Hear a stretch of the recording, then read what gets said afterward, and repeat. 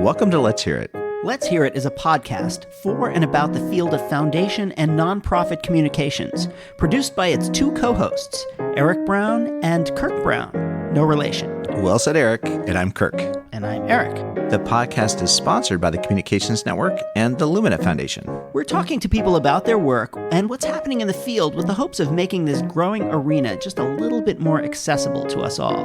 You can find Let's Hear It on any podcast subscription platform. You can find us on Twitter at Let's Hear It Cast, and you can email us at hello@letshearitcast.com. Let us know if you have any thoughts about what you hear today, including people we should have on the show. And if you like the show, please rate us on Apple Podcasts so that more people can find us. So let's get on to the show.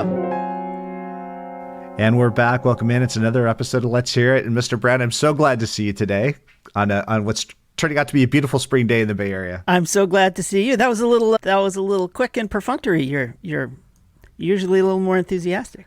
We have real stuff to get you today. This is a really big time. You have no time for enthusiasm. This is a big time in fact, actually, let me set it up this way. This was delightful. What we're about to hear was actually delightful, which is interesting given that the subject matter is a little bit somber. It's not delightful. Very somber, actually. But the conversation, and we'll get into it afterwards, was completely delightful. So set this up, get people into this, because this is another really, really good one. We try, Kirk.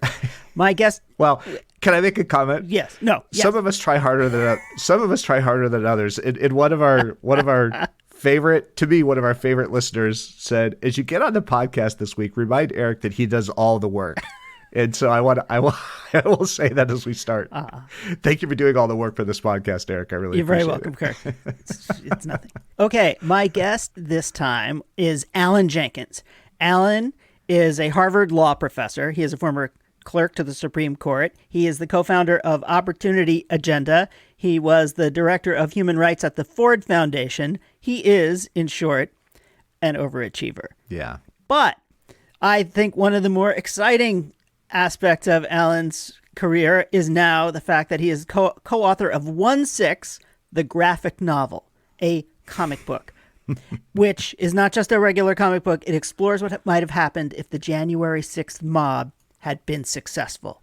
And as we have a conversation on in the aftermath of the first of what may be more than one indictment of Donald Trump, I think having this conversation about that moment in our history puts things in an interesting little kind of package. So once again, you've got another overachiever on the podcast. And it's great to have Alan here. And can we go through the details? So Alan, you can find Alan on Twitter at Opportunity1, the number 1, at Opportunity1. And the graphic novel, some would say comic book, you can find at 16comics.com. And I wanted to say that right up front. You guys talk about it at the end of the interview, but it's one, you spell it out, ONE, 6comics.com. And you'll find it there on the page they put up with the Western States Center, which has been part of this. But this is a terrific conversation. You guys cover a lot of ground. We'll try to do justice to it when we come back. But let's give this a listen. This is Alan Jenkins with us on Let's Hear It. Welcome to Let's Hear It. My guest today is Alan Jenkins, Harvard law professor, co-founder and former president of the social justice communications organization Opportunity Agenda, former director of human rights at the Ford Foundation, and so many other things. And now Alan is the co-author of 1/6, the graphic novel, which explores what might have happened if the January 6th mob had been successful. Alan, it's great to see you. Thank you so much for coming on Let's Hear It. I'm thrilled to have you. Yeah, thanks so much for having me on, Eric. This is great. I'm really looking forward to this conversation. I always say that, but now this time I actually mean it. No. So anyway, I didn't even actually say that to all your guests. I say that to all the guests, but this time I really mean it. Great. So I didn't get halfway down the list of your accomplishments. And on LinkedIn, it says when you go on LinkedIn, how it says like show additional, it says show all 23 experiences. So when you were a clerk on the Supreme Court, did you think that, you'd also be the author of a comic book? Actually, when I was 16, I would have thought that I would be the author of a co-author of a comic book. When I was clerking on the Supreme Court, maybe not so much. I'm so interested. You've had such an interesting career that to me feels like it goes in a curvy line, but it moves in one direction.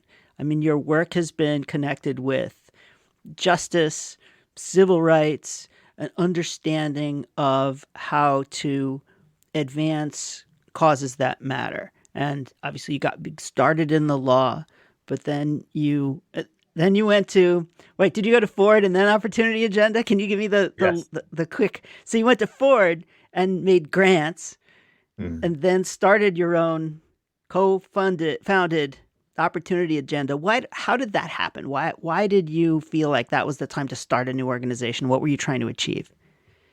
Yeah. So, as you alluded to, my career and actually the entirety of my career has been at the intersection of storytelling, law, and social justice for positive change. And every job that I've had has followed that through line, sometimes in obvious ways, like the Opportunity Agenda. And I will circle back and answer your question. Sometimes in less obvious ways. When I was arguing the Supreme Court, for example, with the Justice Department, that's also about storytelling. It's about legal research and precedent and the text of our Constitution, and it's also about values and the story of us. Similarly, when I was at NAACP Legal Defense Fund as a civil rights lawyer, doing more kind of trial level and sometimes appellate level litigation, but also working with communities in that instance that were suffering from both racial discrimination and often socioeconomic exploitation, also about storytelling and about fluency, right? To be able to talk to courts in a language that they can understand and to be able to talk to everyday folks, rural folks in the Carolinas, Black folks, for example, in my first cases, formerly incarcerated people, undocumented people, but also folks at the White House, in the executive branch and Congress and the like. So all of that was of a piece. And I think every job I've had has been kind of developing that fluency and that skill set. To answer your question, when I was at the Ford Foundation, I was ultimately, my last job there was director of human rights. So I was responsible for overseeing grant making in the US on rights issues, racial justice and women's rights and LGBTQ and immigrant rights and reproductive rights and others, and also human rights programming across, at that time, 11 overseas regions. China, North Africa, the Southern Cone, very diverse kinds of places. And what I kept seeing over and over again was that, especially in the US, we were not taking communications or culture seriously as change strategies. And so we would win a lawsuit only to see it overturned by a ballot initiative. Thank you, California. Or we would fund a big report with a big, and then it would gather dust and nobody would pay attention to it because it was written in a language that only 5 people could understand. And so it seemed to me that we needed to get better at that. I did a lot of grant making around that. I got a master's degree in media studies while I was at Ford. And I decided over time, I did not start with the idea that the world needed another social justice nonprofit organization, but ultimately I concluded that the world could use one that was working with and within the ecosystem of change organizations, which is why I co-founded the Opportunity Agenda.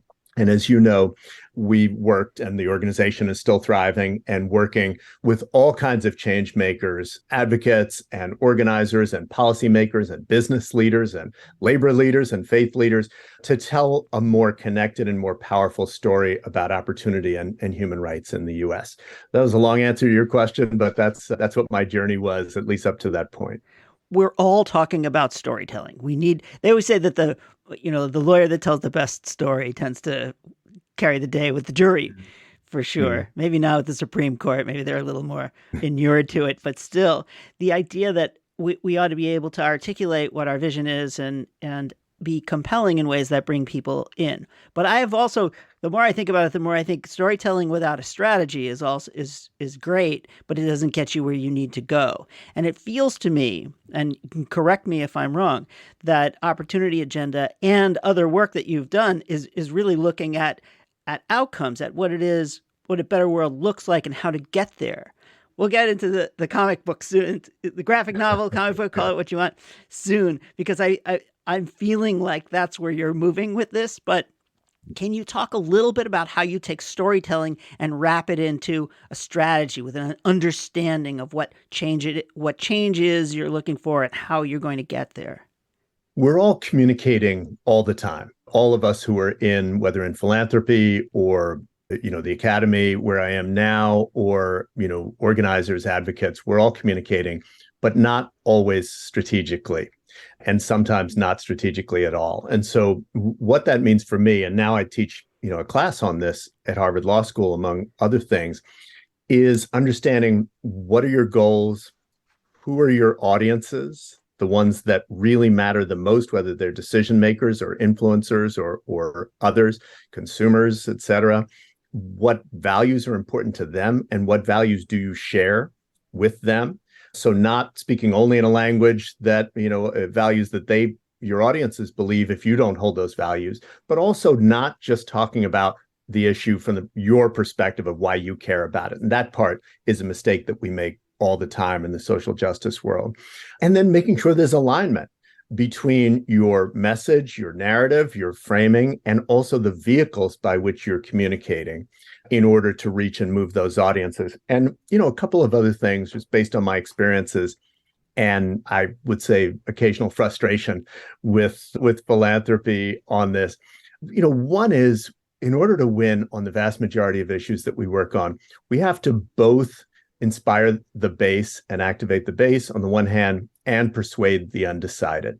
Sometimes you can do just one of those things and win. The NRA, for example, only engages their base, and they win over and over again. And we could talk about why that is. Probably you and I have studied that example. Sometimes you can win, very rarely, by persuading the undecideds, but typically you've got to do both of those things. So that's a big, I would say, mistake. I often hear funders say, well, this is preaching to the converted. Yeah, you got to do that. And as a movement, you have to persuade the undecided. And not every organization or communicator is going to be well suited to do both. And so there has to be an overarching strategy that does both. But that doesn't mean that every organization has to be trying to reach all those different audiences all the time. And one of the things that I think funders can be good at, and some are, is to have that big picture and recognize, okay, this group, they're community organizers, they're grassroots, or maybe they're rooted in communities that are directly impacted.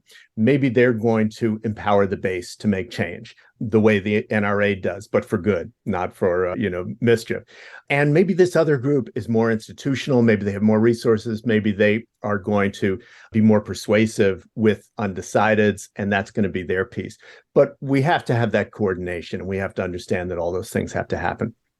Second thing I would say is, make sure that the resources are being devoted to actually achieve the goals. Don't underfund a communication strategy and then blame your grantees for not achieving the goals, right? Your grantees are going to take whatever you can give them. But remember, think about, many of us think of the marriage equality fight as the gold standard in terms of not just transformative success, which hopefully we can hold on to, but also a really smart strategic communications approach that included culture, that included organizing-based communications, and included traditional communications.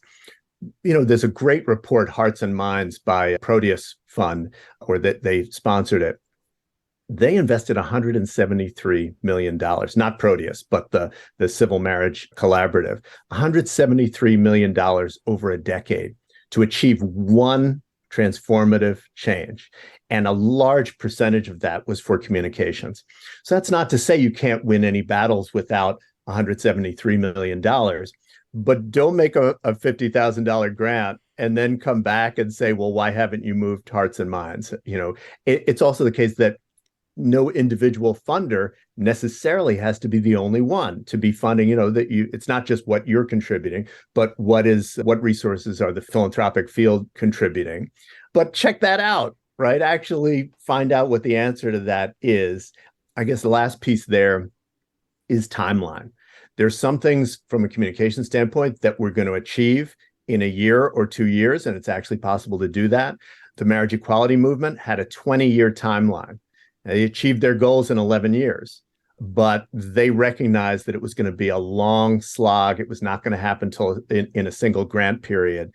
And that's rare. That's a very rare level of commitment from funders. We've now got a course in strategic communications grant making. Here's the syllabus. Yeah. No, but it's great. And I totally agree. And one of the things that you said that struck me was not just about preaching to the choir and trying to move the movables, but it seems to me that I'm segueing very cleverly into your new project, 1/6, which is that it feels to me like you are reaching new audiences, for sure, because this is a graphic novel, which not every policymaker is going to pick up. It's not going to end up in their inbox every day. So you're reaching a new audience. But I also think that you're reaching existing audiences in new ways, because when I read the first chapter of it, I was struck cold by the emotional experience of your story. And basically what you're suggesting is what would have happened if the mob turned right and went into the Senate chamber instead of being led away by an extremely brave Capitol police officer, and they ended up going somewhere else. And obviously other things will happen, and I think the second section there will be more story when it comes out. But I had a visceral experience about that day in sitting here and reading your book that I didn't have when seeing it on television, believe it or not, or reading about it in the newspaper. And it feels to me that you're using a medium that has a different kind of power than many of the traditional ways that we get our news and information. Can you talk about why? Now we can get into your origin story of this project. What was it about this medium and this story that you felt went together? Well, in the kind of weeks and months after January 6, 2021, after the attempted insurrection, I was literally waking up in a cold sweat at 3 a.m. night after night, worrying about our democracy.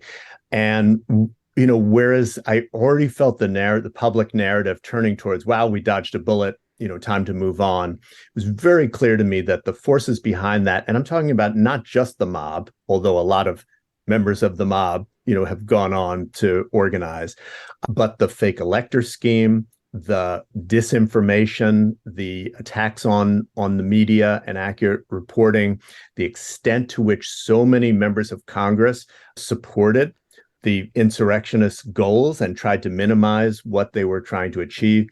And so it seemed to me that one of the reasons why I was waking up in a cold sweat is because I'm a law professor now. I'm no longer in the business of either communications or advocacy directly.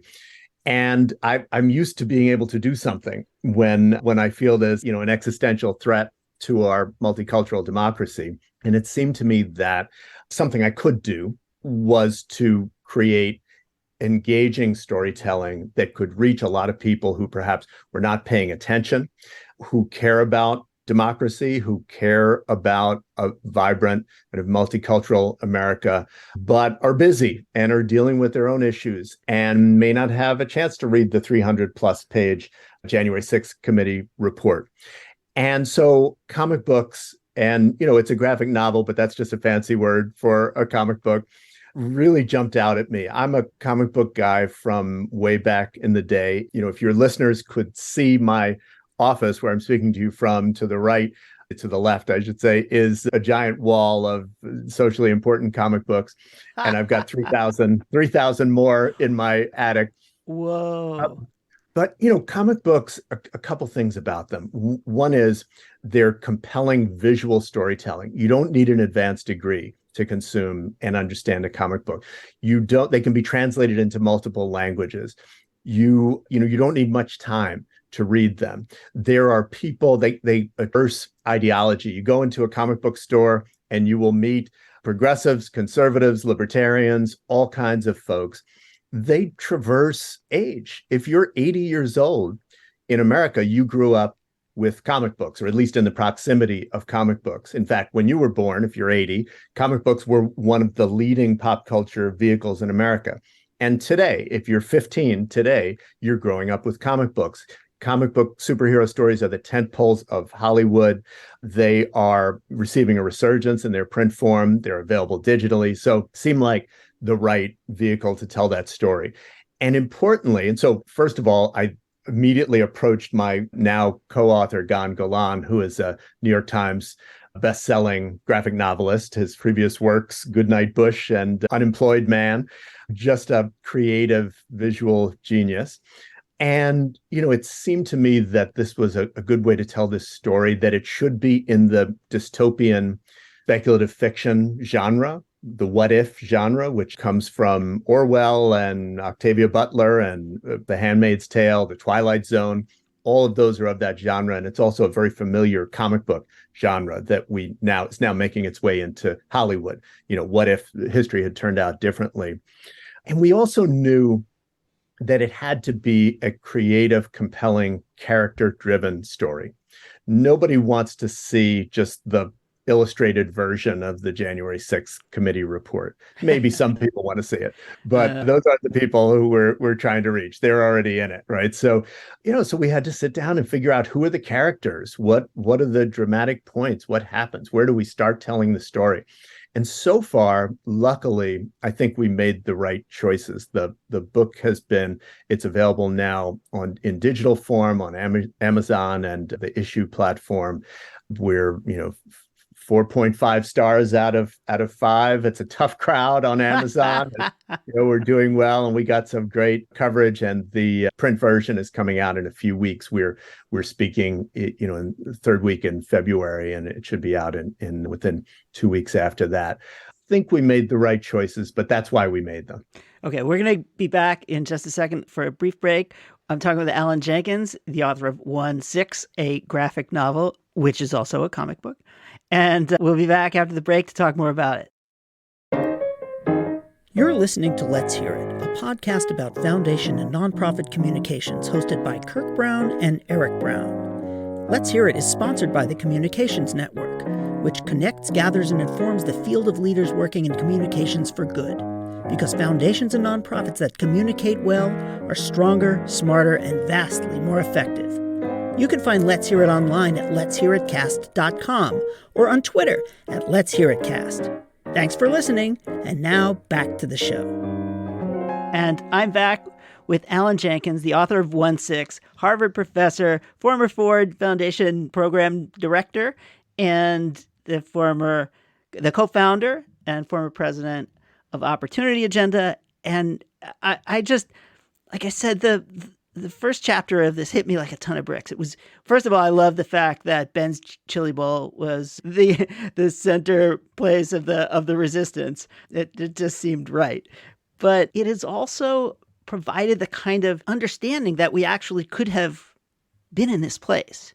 Even though it's fantastical, there's also something vaguely realistic about it, because we are seeing just the kinds of concerns about, we've got members of Congress who are ardent January 6th supporters.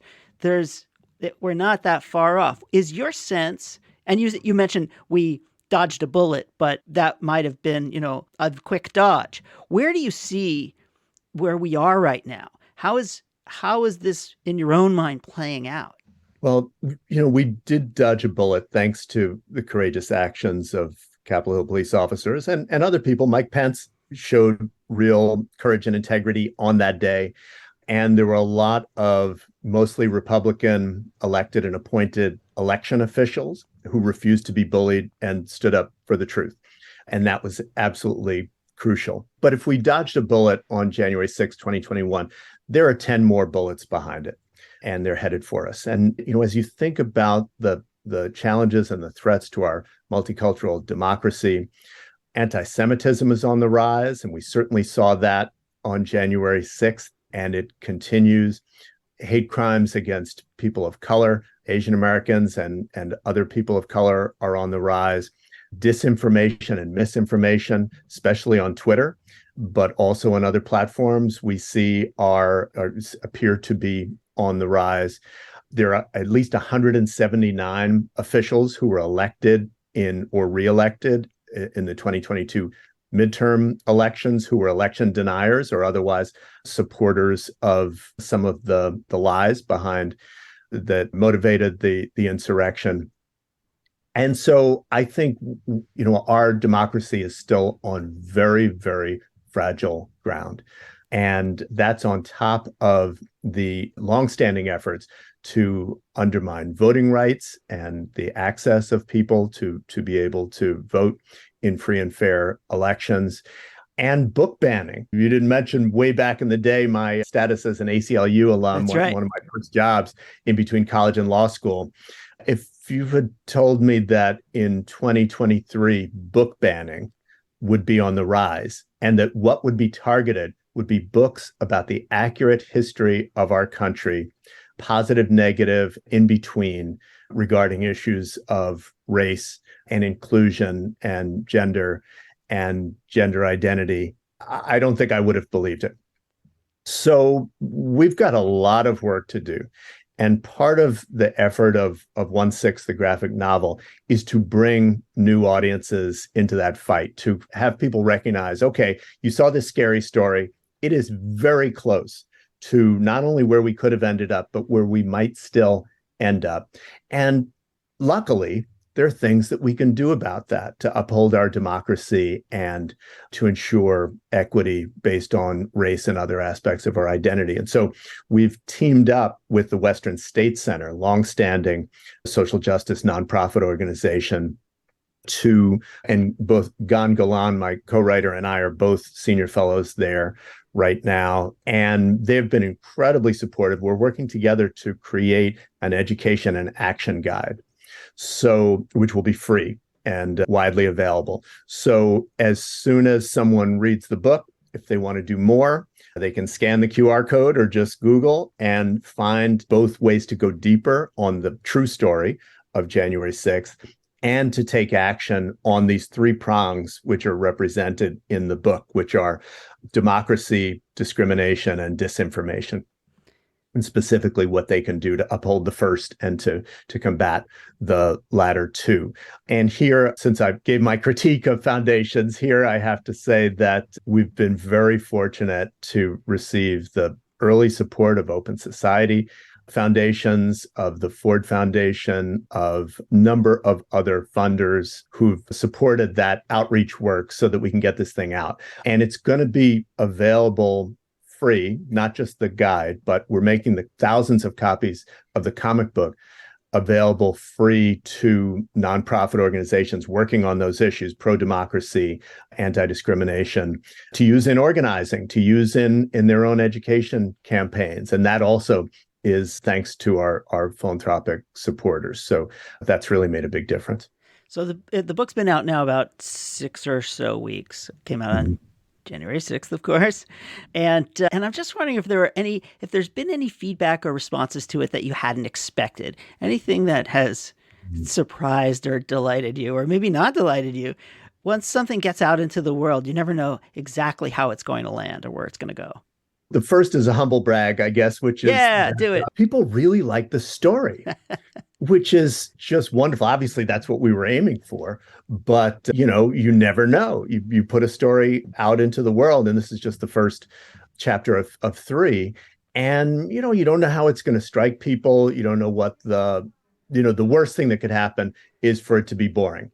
And so it's not boring.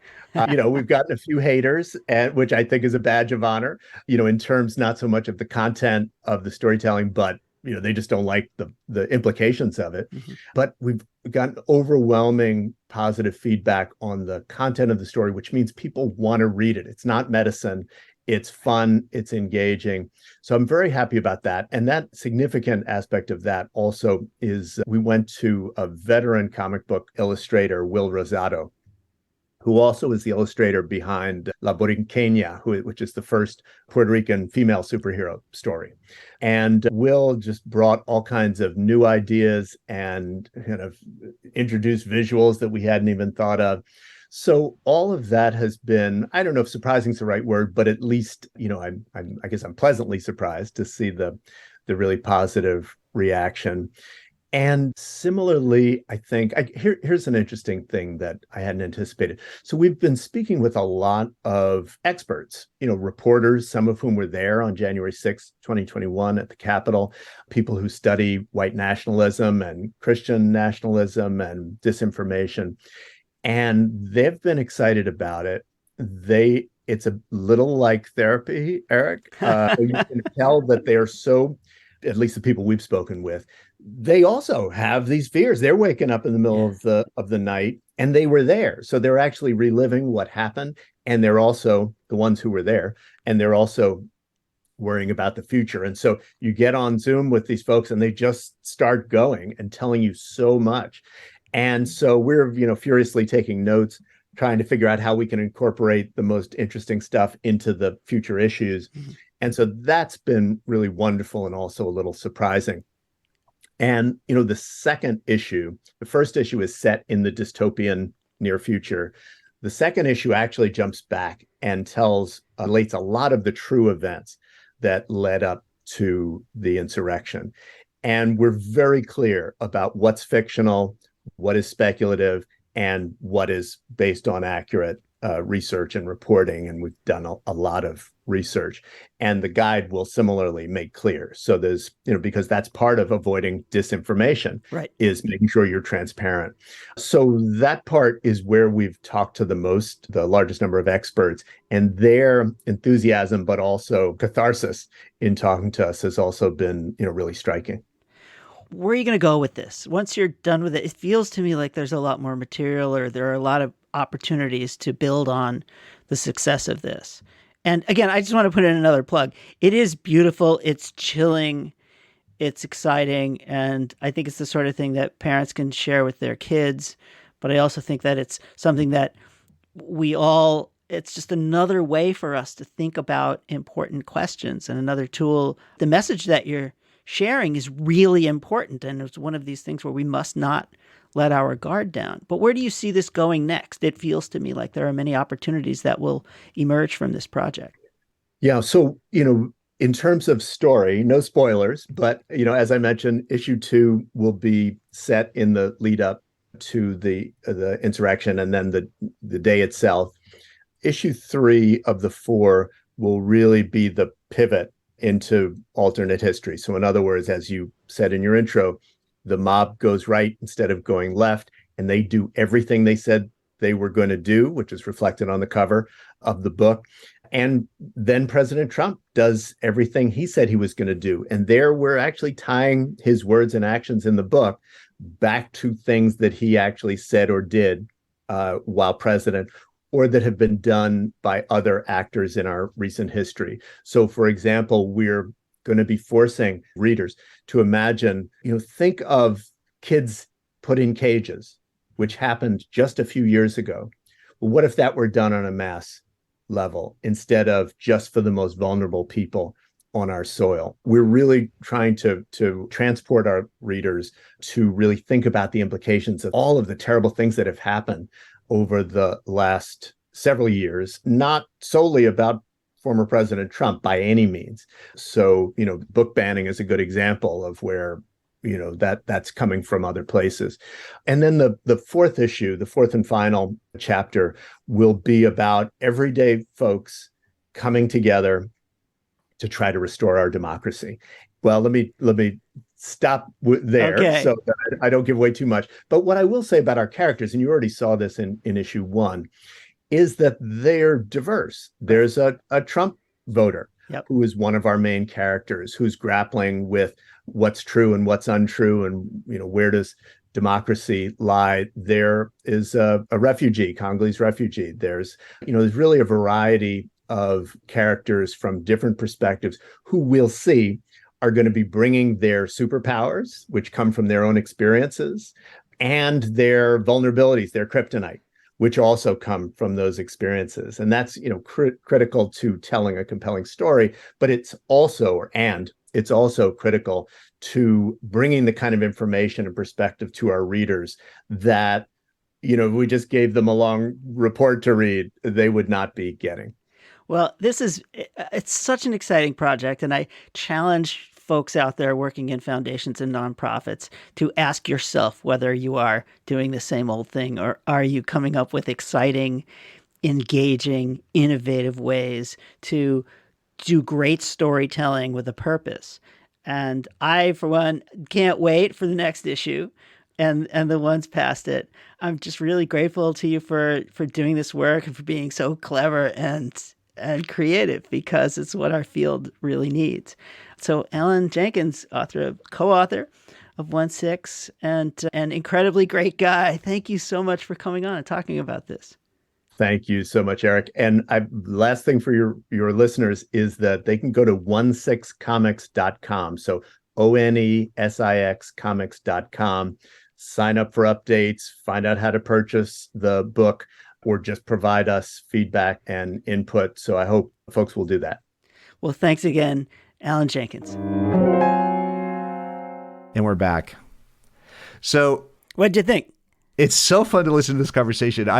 I'm such a fan of Alan Jenkins and have been for years, and I've never met him. But when you look at this career he's put together, and you laugh about it in terms of his LinkedIn bio, but it's like he's been at Harvard, Opportunity Agenda, Ford, and you get into a lot of stuff as you go through this. But let's start there with just Alan and his journey, because he's done so many interesting things. And I love how he worked at Ford and then said, we're not taking storytelling. And interestingly, he added to that, we're not taking culture seriously enough. And he had gotten this BA in media studies while he was working at Ford, and he launches Opportunity Agenda. Might have been an MA.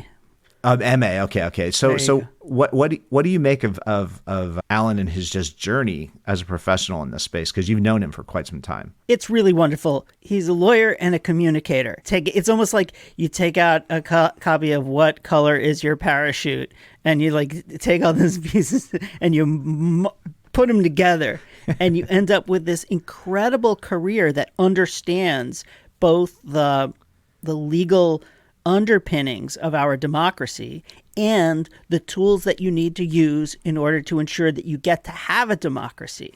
And I tell people all the time who ask me about career and does my career look like it makes sense or does it go together? Mine certainly doesn't. But what I say is that the road is long and it's curvy, and life is long and it's short. And so take advantage of the things as they come to you. And I think that that's what Alan is doing. He just seizes the day each and every time. And he's seizing it now with a comic book. Well, and he starts. So this brief reflection you have about his work in law and his recognition that the legal process and doing that work fundamentally is storytelling. It's where we get the concept of framing from. I think the notion that you have to frame the particulars of a case before you go in front of judge and jury, that as a jumping off point in that sensibility into all the work that he's doing. So before we get into 16comics.com and 16, the graphic novel, I want to talk about Alan as a professor, because now he's at Harvard teaching this stuff. And right in the middle, he drops basically the course curricula for his class. Right, that orientation to strategic communications. And we've talked about this podcast as something of an applied journey through the practice of strategic communications. And you're hearing all these folks from different places and how they do that. I would love to make a list of all the people teaching strategic communications from a purpose perspective across all these institutions and just get them on this podcast, talk to them each in turn, because this teaching work that's happening of all the things that Alan is doing and has done, I feel like it's this teaching work that almost is maybe the most important, because this sensibility, diffusing it through this whole cohort of new professionals coming forward, it might end up being the most important thing that anybody could do. Well, I bet you that Ann Cristiano at University of Florida has the answer to that question. Chances are she knows every single professor teaching strategic communications in the country. Unfortunately, my guess is the reason she may know that is because there aren't that many. Because talking about communications to advance social interest, to advance causes, social causes, is not nearly as popular as teaching communications for business, communications for marketing, for public relations, blah, blah, blah. So it's depressing to me that we only have one center for social interest communications, and we need many, many more. then you end up with some very entrepreneurial professors like Alan, who are basically taking his law classroom and turning it into a communications classroom. But you're quite right that the best story tends to carry the day in assuming you have the facts on your side in the courtroom. If you tell a good story and help a jury or a judge understand what we're actually talking about here, that's how you persuade people. Well, in his capacity to draw on so much field perspective as you went through this conversation, it was every couple of minutes. It was a whole new primer in another really crucial part of what we think and talk about. So he refers to this notion of don't underfund communications and ask why you didn't achieve your goals. And he talks about the famous $50,000 grant, and then going back to your grantee and asking why you didn't change hearts and minds. And can we please get the authors of Hearts and Minds, the study, on this podcast? Because he refers to the marriage equality fight as a gold standard. And I have to say, Eric, this was one of those interviews where every single word that Alan had to say, I was just hanging on it. Because it was just so good, so agile, so many topics he went through. But he talks about this Hearts and Minds, this marriage equality fight being the gold standard that so many of us look to. And what did that entail? It's $173 million of spend. A huge portion of that going to communications. This 20-year campaign, can you think about that? The audacity saying, hey, we're going to have a 20-year campaign that actually achieves its goals in 11 years. And Alan is referring to all of that stuff as he's thinking about things like the 1/6 novel project. I just love the depth and breadth of this field that he has command of as he talks about his work. Well, I have a feeling that $173 million is less than Americans spend on ice cream in a single day. I'm guessing. But I wouldn't be surprised.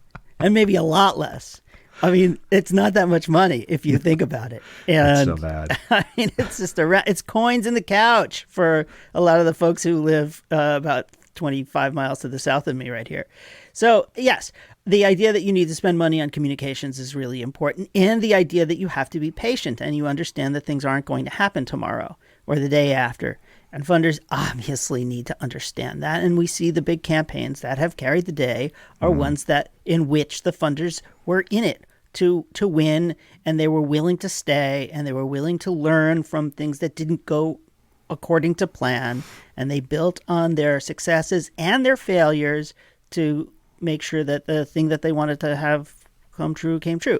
So it's just obviously a great lesson for funders, but it's also a lesson for communicators that we need to be able to communicate what the context and what it's actually going to take to achieve success is, instead of saying, okay, in the next 2 years, we're going to solve the problem. So a little bit of it's really tricky because folks want the money and they want their funder to think that they're going to get their money's worth, but they also have to be realistic enough to understand that communications takes time and it takes a long-term investment. So that's what we have to be willing to do. And that's a tall order, but that's what it takes. Well, and be willing to experiment. So here's Alan, who's been doing this stuff for such a long time. And this horrible episode happens in our collective history that we all watch happen as it happens, right? Real time. The 1/6 insurrection. And Alan steps back and says, okay, I want to figure out a way to intervene in this whole conversation. I'm no longer in the communications advocacy space. I have a different platform. And so Alan starts getting creative. And I have to say, this conversation, it's about 16 minutes into your interview, where Alan makes the case for comic books as a method to deliver a message. I actually felt like it was like listening to a master jazz musician starting to just riff. They know all the structure, they know all the chords, they know where you're headed. And all of a sudden they start throwing in the seventh, they start throwing in whatever, the minor, just because they know they can. And it went to 11/12th time. There you go. Exactly right. All of a sudden the trevor's on some weird, but yet it's exactly right. And I love that exchange that you had about the comic book. And tell me, were you convinced? Because I certainly was. The case for the comic book is an advocacy tool. I mean, I think there's a broader theme or a broader philosophy at stake here, which is that different people get their information in different ways. Yes. And that we have to be able to communicate to everybody in all the ways. So people will come to me and it's like, oh, should I use Twitter or LinkedIn, or should I use LinkedIn or whatever? Right. It's like, yeah, I mean, Twitter, let's set Twitter aside because it's all messed up right now. But Facebook or LinkedIn is like everything because your audience, it's not your audience's fault if they go uncommunicated with. And Right. B, different people use different things in different ways at different times. And if you want to get to the greatest amount of folks, you got to go everywhere. So as it happens, my wife started listening to the podcast once we started putting communications out on Instagram. So if I want to communicate with my wife about just about anything, I need to send her an Instagram. Well, no, that's hilarious. Like I love that. we need milk. Instagram. Well, and the other thing about a comic book in particular that struck me in what Alan is doing with this is he's bringing this creative element to it. He's saying, so Yeah. right. So it's just the storytelling. It's all in all the forms, right? There's a visual component too. So it's really testing the envelope of what you can do with that graphic novel framework. Totally. And I didn't answer your question, I don't think. But what else is new? But yes, I mean, he's right that there's a lot of folks out there who read comic books. And if you want to reach them, that's their medium. And that's how and I love the idea that he's talking about comic books it's almost like sports in that it is not a politically motivated or driven medium. Not like, documentary film tends to be highbrow, lefty, whatever. And this ain't it. So people from the left or the right, the old or the young, more male than female, but more increasingly female, will read comic books. And so if you want to reach those people, then that's where you go. And I think you're totally right about the medium itself, how expressive it is. And as I was telling Alan, I had an emotional reaction to 1/6 that was more powerful by reading the comic book than it was by watching the stuff. And I think some of it is I don't want to watch the worst of the footage. Right. I just don't care to do that. And maybe Alan puts this in a venue that allows you to do that. So, and yet it connects with you emotionally so that you feel the important things you need to feel about this day, which is that we came extremely close to losing our democracy. And we were the Capitol was invaded by violent people who meant to overthrow the government. And you can't say that enough times because it's what happened. And we have a tendency to kind of shy away from that. And I think this thing at the same time brings you in and tells you the truth and attaches to your emotional whatever connectors so that you get that. That's super cool. And that's a medium that he used that medium so well to tell this story. He and his co-writer and obviously the illustrator. I wanted to mention that. So it's Alan, it's Gan Golan, and William Rosado, the illustrator. So Alan has this incredible network of folks he can draw in to do a project like this. And that's what struck me too, this notion that you put this forward in this new medium, not old medium, right, but new in this context. And it allows people to place themselves in a story and access a story in a way differently. And it's so striking that it's that powerful given how dominant the story has been for a while. And yet that subtext of what's at stake is not so much. The subtext that democracy was actually really hanging on a thread. And there was a handful of actors, unlikely actors actually, that helped affect something that could have happened truly awfully to all of us. And we just would have watched it unfold on our TV screens right in front of us. Also, as the comic continues, it's come out. So the first one is out and the second one's coming. And then it gets into speculative fiction, which is what might have happened if Eugene Goodman, the brave Capitol police officer, didn't move the mob to the left, and instead they went right and into the Senate chamber. And we will explore that speculative thing in ways that I think will be really scary. I mean, I have a copy of Plot Against America here, the Philip Roth novel, and we see these from time to time. There's that show on, I don't know, I think it was on Netflix, which what had happened if the U.S. had lost the war and, Japanese and Germans ran this country. Like, those are things that are meant to actually help you better understand that this is for keeps. And I'm both excited and a little scared about reading the subsequent issues of this comic, because I got a feeling it's going to be pretty powerful. Well, and I feel like it would be a disservice to have this discussion without acknowledging, too, the resources that are going behind it. So first of all, he did start on Kickstarter. So you can still find the original Kickstarter place where Alan got started with this. But the notion that foundations like Ford and others are coming forward to support this work, and the notion that the Western States Center is serving as such a key partner to move it into the advocacy sphere, I keep thinking about this. How would it feel walking into your first meeting about this topic saying, look, hey, listen, I want to pitch a comic book. Here's why. Right. And the ability for program officers and foundation staff to go on this creative journey and actually hold the headspace, because everyone who gets excited has to turn around and sell it to somebody down the hall, sell it somewhere higher up in the hierarchy. And that projects like this are making it through that grant making process, and that this kind of creativity is actually being pulled forward because people are trying to experiment and learn.